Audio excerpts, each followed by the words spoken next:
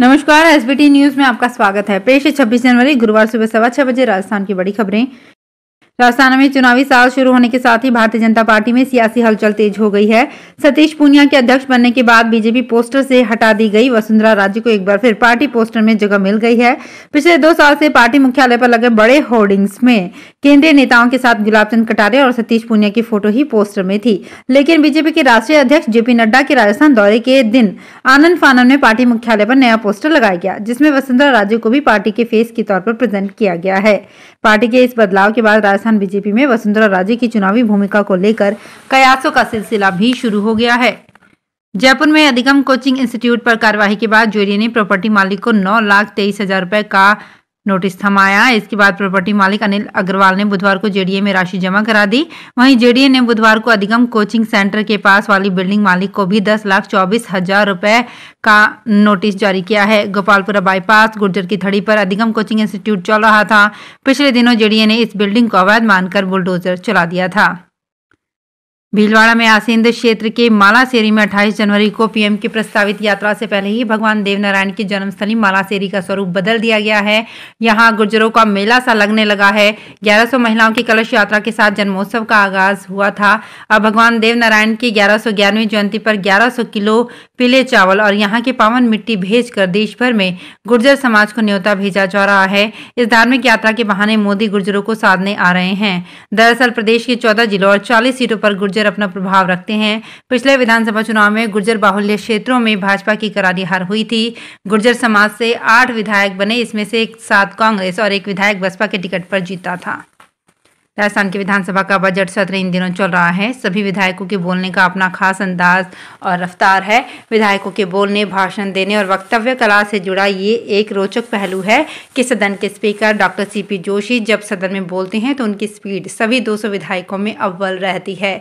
Speed से बोलने के मामले में डॉक्टर सीपी जोशी पहले नंबर पर हैं। वे 1 मिनट में करीब 170 से 175 शब्द की रफ्तार से बोलते हैं। इस मामले में कोई और विधायक उनके आसपास भी नहीं है। विधानसभा के प्रतिवेदकों का कहना है कि डॉक्टर जोशी जब पूरे मूड से बोलते हैं तो कई बार उन्हें शब्द दर शब्द अंकित करना बेहद मुश्किल भरा होता है। Director general of civil aviation ने पैसेंजर्स के टिकट को लेकर नया निर्देश जारी किया है।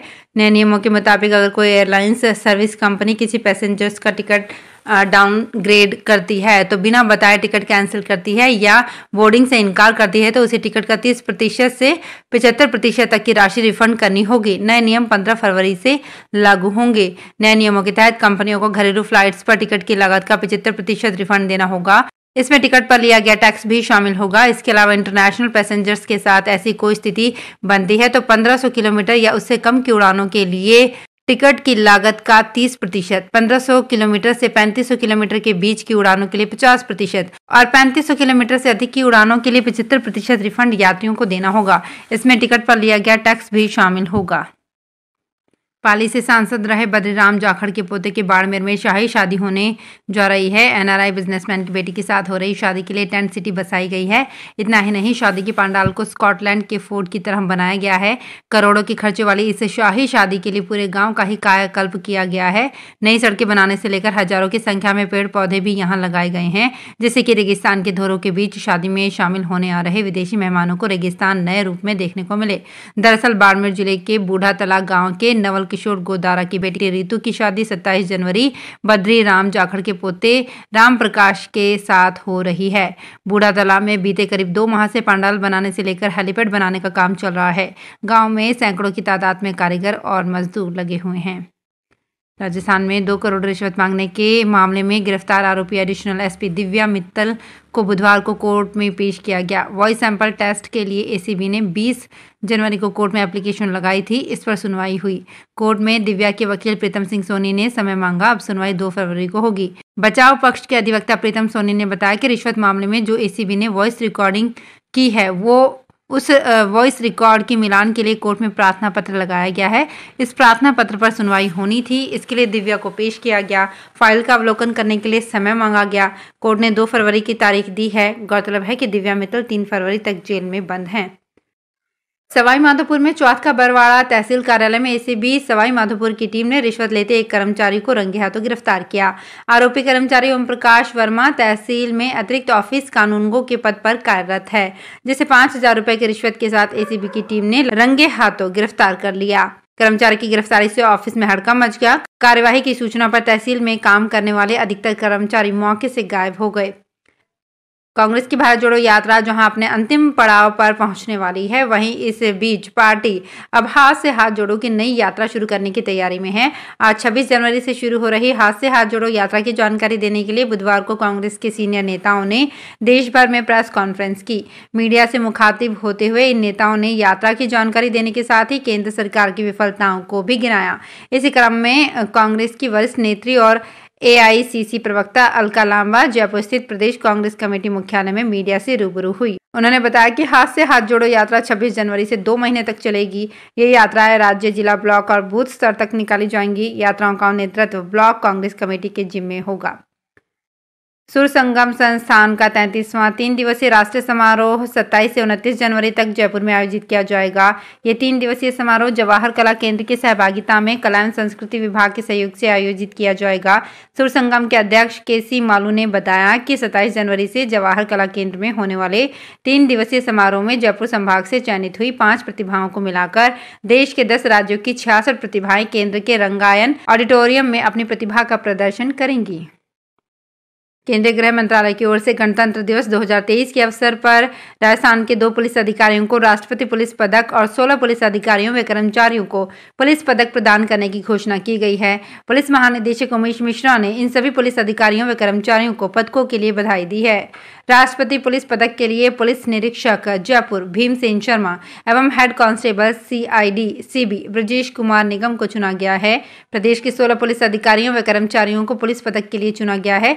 इनमें पुलिस निरीक्षक अशोक कुमार गुप्ता, कार्यालय पुलिस अधीक्षक सीआईडी बीआई में पुलिस निरीक्षक राशिद अली, प्रथम बटालियन आरएसी में company commander Sarwan Kumar, SDRF में कंपनी कमांडर हरि सिंह, चतुर्थ बटालियन आरएसी में platoon commander Shivlal Gurjar, CID CB में उप निरीक्षक कादिर खान, पुलिस दूरसंचार में उप निरीक्षक कालूराम मीणा, कार्यालय अतिरिक्त महानिदेशक पुलिस सीआईडी सीबी में सहायक उप निरीक्षक रामफूल मीणा शामिल हैं।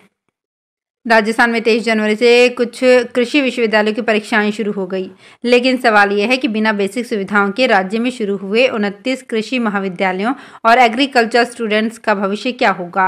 अधिकतर कॉलेज ग्राम पंचायतों की ओर से दी गई 1-2 कमरों की इमारतों में चल रहे हैं। फैकल्टी के लिए सरकारी सेवा से रिटायर्ड पेंशनधारियों को ही पढ़ाने के लिए पात्र माना गया है।